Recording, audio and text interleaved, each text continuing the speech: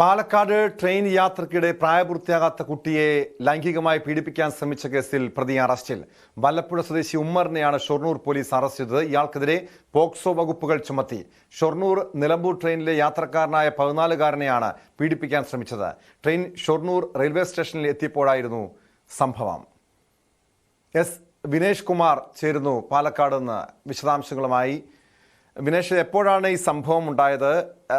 ഈ കുട്ടി ഈ സംഭവത്തിന് പിന്നാലെ ട്രെയിനിൽ നിന്ന് പ്ലാറ്റ്ഫോമിലേക്ക് എടുത്ത് ചാടിയെന്ന് പറയുന്നുണ്ട്. ഏതെങ്കിലും ഇതിലുള്ള ഒരു അപകടമോ മറ്റോ ഇതേ തുടർന്ന് ഈ കുട്ടിക്ക് സംഭവിച്ചിട്ടുണ്ടോ? എങ്ങനെയാണ് പ്രതിയെ പിടികൂടാൻ കഴിഞ്ഞത്? ടോം, ഷൊർണൂർ നിലമ്പൂർ ട്രെയിനിൽ ആണ് സംഭവം. കഴിഞ്ഞ ദിവസം 14-കാരനെയാണ് പീഡിപ്പിക്കാൻ ശ്രമിച്ചത്. ട്രെയിൻ ഷൊർണൂർ റെയിൽവേ സ്റ്റേഷനിൽ എത്തുമ്പോഴായിരുന്നു സംഭവം. എത്തിക്കൊണ്ടിരിക്കുന്നതിനിടയിലായിരുന്നു സംഭവം.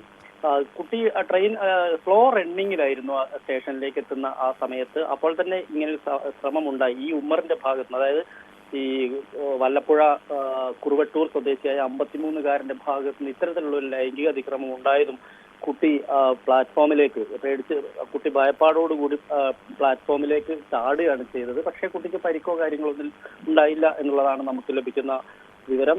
തുടർന്ന് കുട്ടിയുടെ പരാതി നൽകുകയായിരുന്നു. കുട്ടിയുടെ മാതാപിതാക്കളാണ് പരാതി നൽകിയിട്ടുള്ളത്. പരാതിയുടെ അടിസ്ഥാനത്തിലാണ് ഉമ്മറിനെ പോലീസ് അറസ്റ്റ് ചെയ്ത് പട്ടാമ്പി പോക്സോ കോടതിയിൽ ഇയാളെ ഹാജരാക്കിയിരുന്നു. അവിടെ നിന്നാണ് ഇയാളെ റിമാൻഡ് ചെയ്തത്.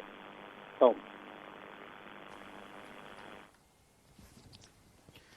ഈ പ്രതിയുടെ ഒരു പശ്ചാത്തലം എങ്ങനെയാണ്? ഈ ഉമ്മറിന്റെ ഇതിനു മുൻപ് ഈ രീതിയിൽ ഏതെങ്കിലും ക്രിമിനൽ കേസിൽ, പോക്സോ കേസിലൊക്കെ ഉൾപ്പെട്ടിട്ടുള്ള വ്യക്തിയാണോ?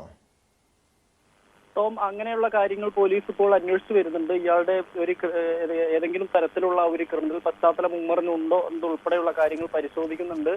ഒപ്പം തന്നെ ഇയാൾക്ക് മുമ്പ് ഇതുപോലെ ഇത്തരത്തിൽ ഇയാളുടെ ഭാഗത്ത് നിന്ന് ഏതെങ്കിലും തരത്തിലുള്ള ലൈംഗിക അതിക്രമമോ മറ്റോ ഉണ്ടായിട്ടുണ്ടോ എന്നതുൾപ്പെടെയുള്ള കാര്യങ്ങൾ എന്തായാലും പോലീസ് അന്വേഷിച്ചു വരുന്നുണ്ട്. എന്തായാലും അത്തരത്തിലുള്ള വിവരങ്ങൾ ലഭ്യമാകുന്ന മുറയ്ക്ക് നമുക്ക് നൽകാൻ കഴിയും എന്ന് വിശ്വസിക്കുന്നു. എന്തായാലും ഇപ്പോൾ നിലവിലെ സാഹചര്യത്തിൽ പോലീസിൽ നിന്ന് ലഭിക്കുന്ന വിവരം അനുസരിച്ചാണെങ്കിൽ ഇയാൾ ഇവരുടെ പരാതിയുടെ അടിസ്ഥാനത്തിൽ മാത്രമാണ് അതിന്റെ കൂടുതൽ എൻക്വയറി നടത്തേണ്ടത്, കൂടുതൽ അന്വേഷണം നടത്തേണ്ടതുണ്ട് എന്ന് തന്നെയാണ് പോലീസ് പറയുന്നത്. എന്തായാലും പോക്സോ നിയമപ്രകാരം തന്നെയാണ് കേസ് എടുത്തിട്ടുള്ളത്. കുട്ടി ഇപ്പോഴും വലിയ ആ ഒരു ഭയത്തിൽ നിന്നും മാറിയിട്ടില്ല. കാരണം ഇത്തരത്തിൽ 14 വയസ്സുള്ള കുട്ടിയാണ്. അപ്പൊ കൗൺസിലിംഗ് ഉൾപ്പെടെയുള്ള നടപടിയിലേക്ക് വൈകാതെ തന്നെ കൗൺസിലിംഗ് ഉൾപ്പെടെ നൽകുന്നത് ഉൾപ്പെടെയുള്ള കാര്യങ്ങളിലേക്ക് പോകും എന്ന് തന്നെയാണ് നമുക്ക് അറിയാൻ കഴിയുന്നത്. ചൈൽഡ് ലൈൻ ഉൾപ്പെടെ ഇടപെട്ടുകൊണ്ട് ഇത്തരത്തിലുള്ള കൗൺസിലിംഗ്, കുട്ടിക്ക് കൗൺസിലിംഗ് നൽകുന്നത് ഉൾപ്പെടെയുള്ള കാര്യങ്ങൾ എന്തായാലും പരിഗണനയിലുണ്ട്. അത് വരും ദിവസങ്ങൾ തന്നെ ഉണ്ടാവും എന്നാണ് അറിയാൻ കഴിയുന്നത്.